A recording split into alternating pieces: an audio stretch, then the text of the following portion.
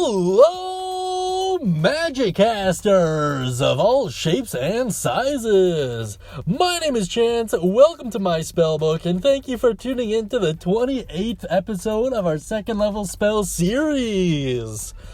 You know, guys, I'm gonna level with ya. I've always been of the belief that every spell has a purpose. Every spell has this one scenario where, it could be really helpful.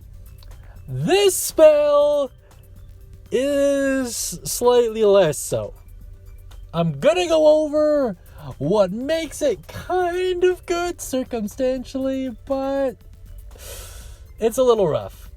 Today we're talking about Find Traps, which doesn't do what you think it does, by the way.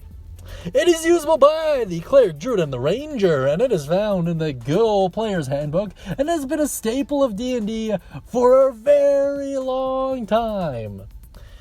But this current iteration kind of blows chunks. So let me get into the mechanics here so we can actually discuss it a little.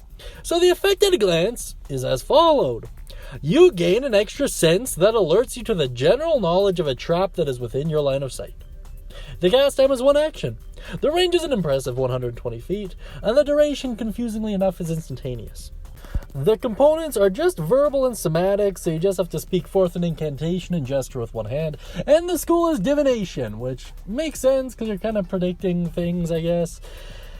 The confusing part comes to the full description. So let's take a look at that so you can figure out where my bone of contention lies with this spell. You sense the presence of any trap within range that is within line of sight. A trap, for the purpose of this spell, includes anything that would inflict sudden or unexpected effect you consider to be harmful or undesirable, which was specifically intended as such by its creator. Thus, the spell would sense an area of effect by the alarm spell or the glyph of warding, or mechanical trap pit, but it would not reveal a natural weakness in the floor, an unstable ceiling, or a hidden sinkhole. The spell merely reveals that a trap is present.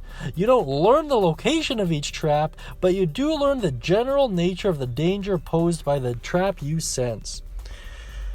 Oh my goodness. So, a couple problems with this spell is it doesn't do what it says it does. It doesn't find anything. Not at all.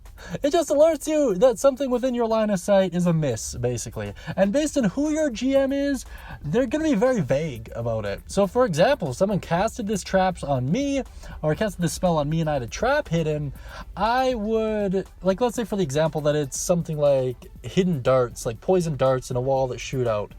I would say that there is a trap within your line of sight that is meant to inflict harm and possibly maim you, which is a fair assumption and based on the spell's wording should be fine.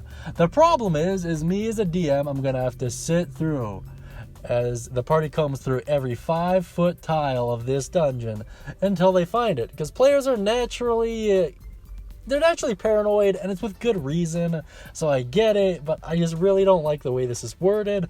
I think a fair way of changing it might be to add something like the place the trap is shimmers a little bit or something like that, or give some kind of an indicator as to where it is maybe. Then it would actually be Find Trap, but whatever.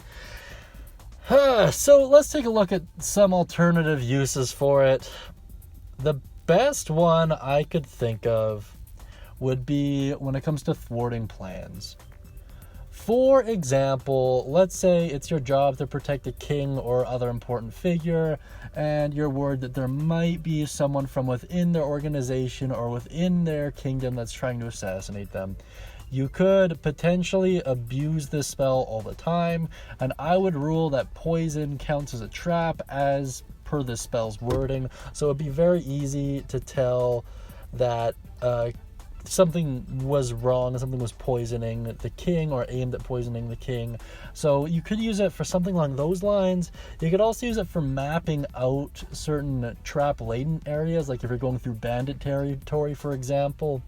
I think ultimately, though, the best use for this spell, at least as it relates to being a dungeon master, is to give this spell to NPCs.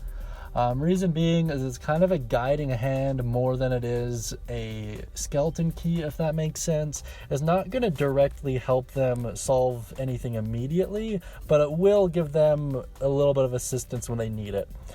So that's kind of how I recommend using it. Ultimately, it's up to you guys. So if you have any alternative ideas, uses, concepts, stories, or general thoughts regarding the spell, please let me know down in the comment section beneath. I really do appreciate it. And if you like that cool hand-drawn gnome and you'd like your own hand-drawn D&D picture, please check out the guild poll to figure out exactly how to do that. Thank you so much, guys. I really do appreciate your time. I hope you have a great day. And as always, happy casting, everyone.